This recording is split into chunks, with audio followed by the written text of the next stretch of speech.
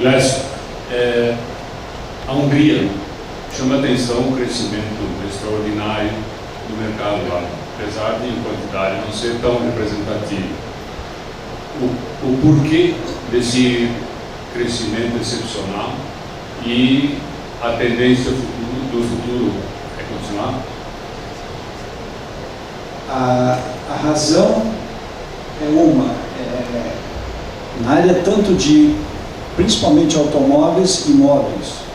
A Hungria desenvolveu um crescimento industrial bastante grande nessa área, principalmente montadoras de automóvel naquela área que servem o mercado europeu. E como essa estrutura foi montada já há alguns anos, não é de agora. O que é relativamente novo é a entrada do couro brasileiro para esse mercado. O mercado de automotivos, por exemplo, nós tínhamos muito do couro brasileiro, estava indo para o automotivo, mas em forma de blue. Hoje, muito do couro brasileiro está indo para o automotivo sob forma de sêmen.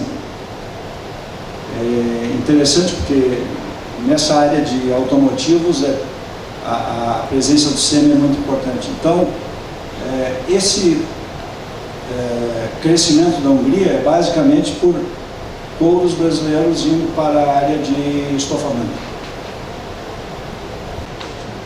Boa noite. Gostaria de saber se existe algum dado em relação aos bois que são exportados vivos. No Brasil? Isso. E para onde?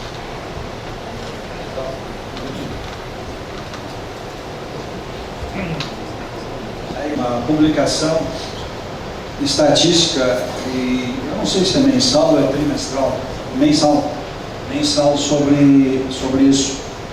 E nós temos basicamente dois mercados, um é o Oriente Médio, que é animais aqui do Rio Grande do Sul, que iam, eu estou dizendo iam porque diminuiu muito a ida para o Líbano, e o segundo canal é o norte, basicamente Pará, Amapá, indo para a Venezuela. E aqui, a Venezuela é seguramente o maior mercado brasileiro para boi em pé, boi vivo. E isso foi feito um programa aí de governo bilateral com incentivos para a Venezuela, de uma certa forma, remontar rebanhos e incentivar a indústria da carne lá também. Mas esses são os dois, basicamente os dois mercados. E o maior de todos, sem dúvida nenhuma, é isso de norte indo para a Venezuela. Mas o volume no total não é relevante, não é tão grande assim.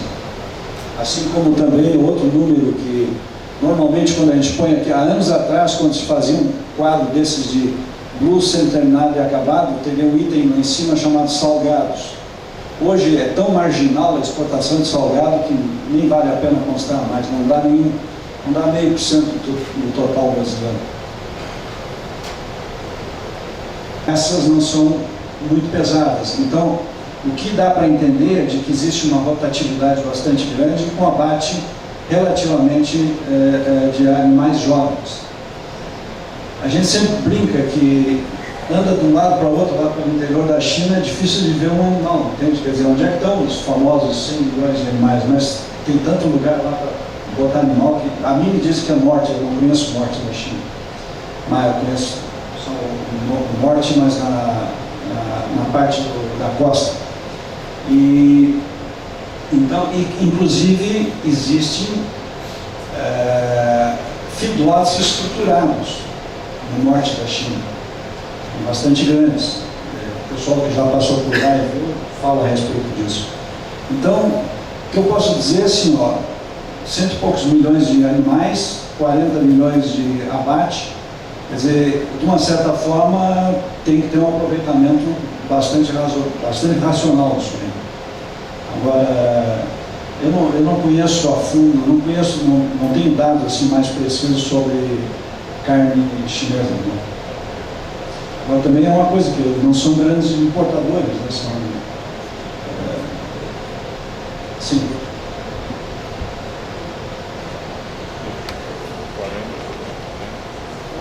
Em Em relação à variação na exportação, me chama muita atenção que a exportação do Wet Blue aumentou em 30%, enquanto que a variação do crust e acabado caiu em 45%, somarmos os dois.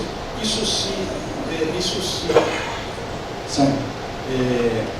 devido a um aumento na competitividade do Blue, ou seja, ele está muito barato, ou o contrário, o nosso crust, o nosso puro acabado não está competitivo, está muito caro? O número em si, pela média, daria isso. Agora, como a base do crust, a base do centenário é pequena e o percentual de queda é grande, o número absoluto não é tão grande assim. O outro tem um crescimento de 9%, uma base maior, quer dizer que aquilo praticamente são dois números que se neutralizam. Então, a queda não é tão grande assim como 45%. Agora, o raciocínio está correto.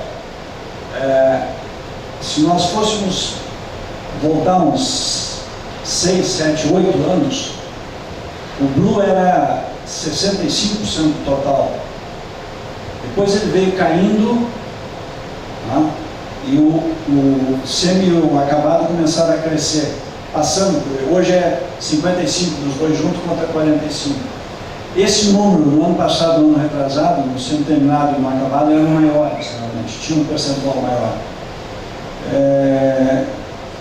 Qual a razão disso? Eu ainda acredito mais a possibilidade do comprador, na flexibilidade do Blue, em relação ao semi-acabado, principalmente por um outro fator. É que há anos atrás, há 3, 4, 5 anos atrás, todo o pessoal trabalhava com estoques maiores, porque o crédito era farto. Hoje não tem mais isso em lugar nenhum do mundo. Então todo mundo está trabalhando praticamente da mão para a boca.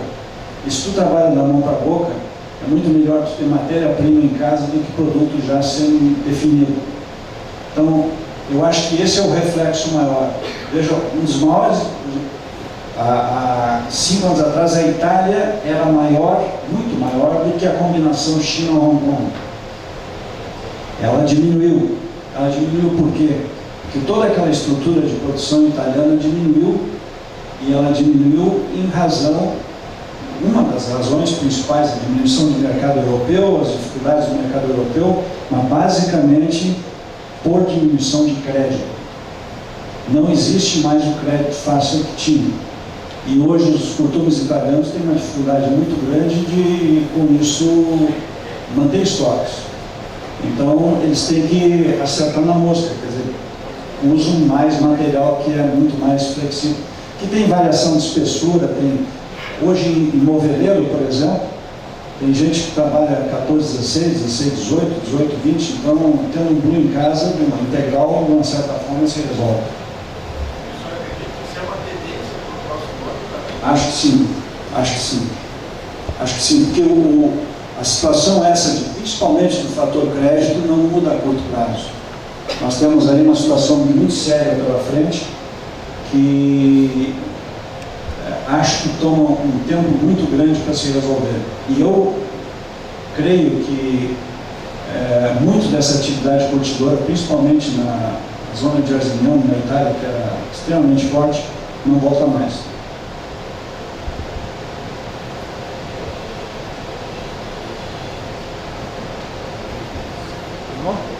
Obrigado, Clécio, pela tua apresentação, te agradeço muito.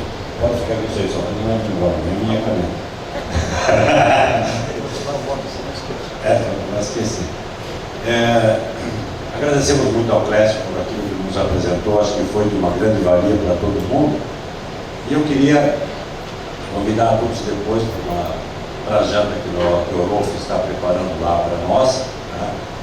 E queria agradecer muito aos patrocinadores, especialmente deste evento e também da janta, que são Curtume Apelina. O seu César não está por aqui, mas de qualquer forma, o agradecimento vai ao Apelina, vai ao Sindicato dos Curtumes de Portão, na pessoa do senhor Krumenauer, do senhor Flávio. Também patrocina a Soft Beneficiamento de Couros, lá de Novo Hamburgo, e também patrocina Luiz Fuga, que é o Curtume ali de São Leopoldo, que todo mundo conhece.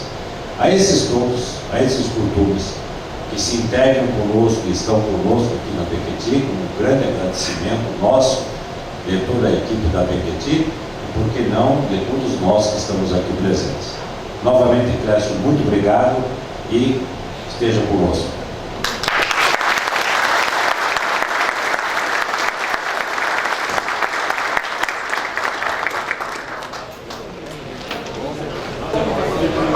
Marcelo, Mas já dizia